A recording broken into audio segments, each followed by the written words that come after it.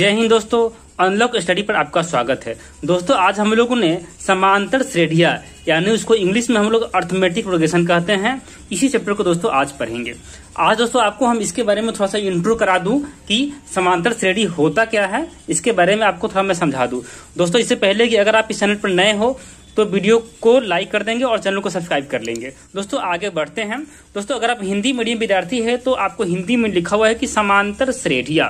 दोस्तों तो नाम से भी स्पष्ट है समांतर श्रेणियां। अगर आप इसको तोड़कर समझेंगे तो समांतर का मतलब होता है समान अंतर, और श्रेणियां दोस्तों हम लोग सीढ़ी को आप जानते होंगे, सीढ़ी को ही श्रेणी कहते हैं।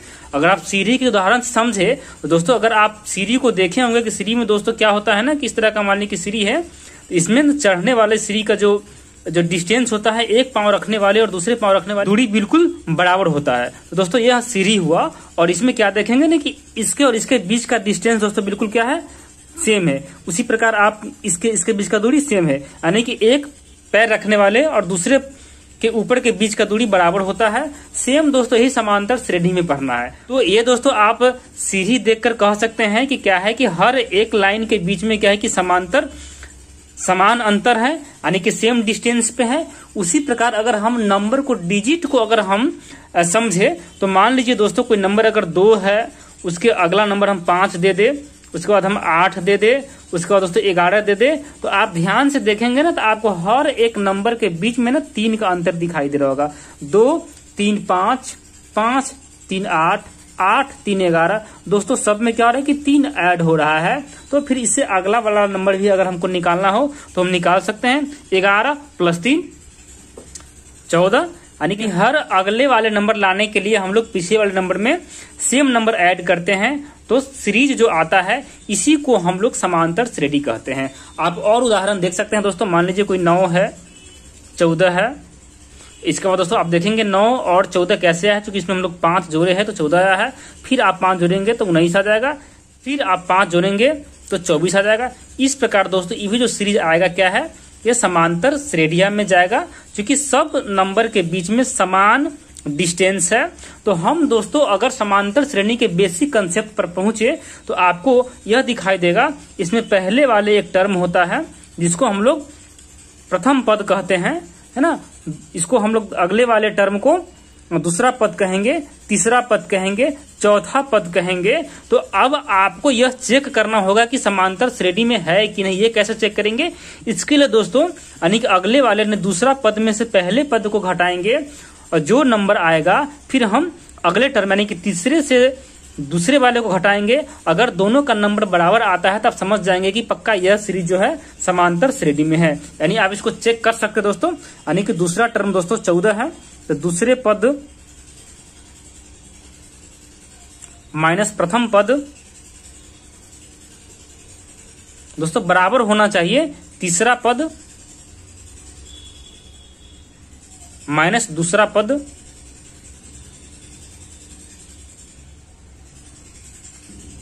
इस पैटर्न को फॉलो करेगा तो आप समझ जाएंगे कि यह एपी में है। दोस्तों यहां आप देख लीजिए 14 माइनस प्रथम पद दोस्तों 9 है, इक्वल टू तीसरा पद 19 है, दूसरा पद 14 है। यानी दोस्तों आप 14 में से 9 को घटाएंगे और 19 में से 14 को घटाएंगे तो दोस्तों भी 5 आएगा, भी 5 आएगा। यानी जब ये दोस्तों दोनों बराबर आ जाए तो समझ जाएंगे कि यह सीरीज क्या है, एपी में है। इसके अलावा दोस्तों आप यहाँ पर यह देख रहे हैं कि समांतर श्रेणी में समान अंतर से दोस्तों क्या है, संख्या बढ़ते जा रहा है। अगर समान अंतर से घटते भी जाएगा तो भी आप कह सकते हैं कि यह समांतर श्रेणी का पद है। अब जैसे दोस्तों मान लीजिए कि यहाँ पर कोई टर्म हम दे दिए 100, उसका 70, उसका दोस्तों 40, उसके बाद 10।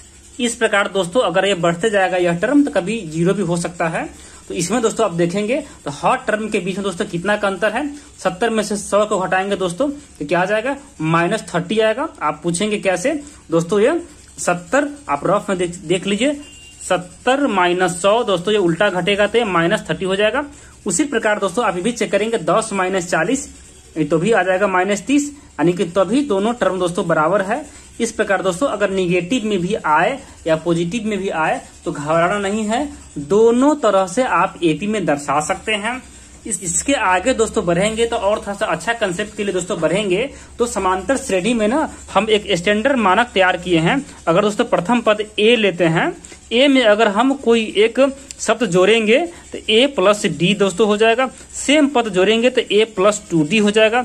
सेम जोड़ेंगे तो ए प्लस 3d हो जाएगा। दोस्तों इसमें हम देख क्या रहे हैं कि सभी में डी डी का ऐड हो रहा है, यानी इसमें ए था, डी ऐड कर दिए, फिर ए प्लस डी में एक और डी ऐड करेंगे तो 2d हो जाएगा। 2d में एक और डी जोड़ेंगे 3d हो जाएगा। दोस्तों इस प्रकार यह टर्म जारी रहेगा। तो इसमें दोस्तों ना एक प्रथम पद आता है जिसको हम लोग बोलते हैं, प्रथम पद वाले टर्म को ए से डिनोट करते हैं। उसके बाद दोस्तों यहाँ पर आपको एक बहुत अच्छी बात ध्यान देना है, जो कि ऊपर भी हम लोगों ने देखा है। दोस्तों जब दूसरे पद से पहले पद को जो माइनस करके जो टर्म आता है उसको दोस्तों हम लोग सार्व अंतर कहते हैं। यानी कुछ बात आपको ध्यान रखना है। प्रथम पद, उसका दोस्तों सार्व अंतर,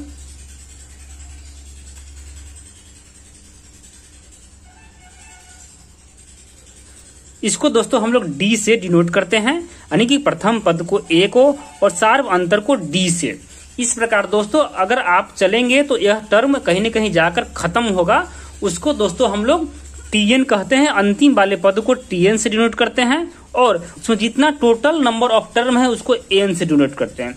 एन दोस्तों हो जाएगा पदों की संख्या, एन पदों की संख्या हो जाएगा और टीएन जो है अंतिम पद हो जाएगा। तो इसमें आपको 4 बात को ध्यान रखना है। प्रथम पद, सार्व अंतर, अंतिम पद और पदों की संख्या। अब यहाँ पर दोस्तों हम लोगों ने प्रथम पद को पहचाना बहुत आसान है। कोई भी सीरीज रहेगा उसके जो प्रथम में जो पद होगा उसी को हम लोग प्रथम पद कहेंगे। लेकिन यहाँ पर सार्व अंतर की बात आएगी, आपसे पूछेगा कि सार्व अंतर कैसे निकालते हैं दोस्तों। तो डी इक्वल टू दोस्तों यानी कि दूसरा पद माइनस पहला पद, दूसरा पद माइनस पहला पद,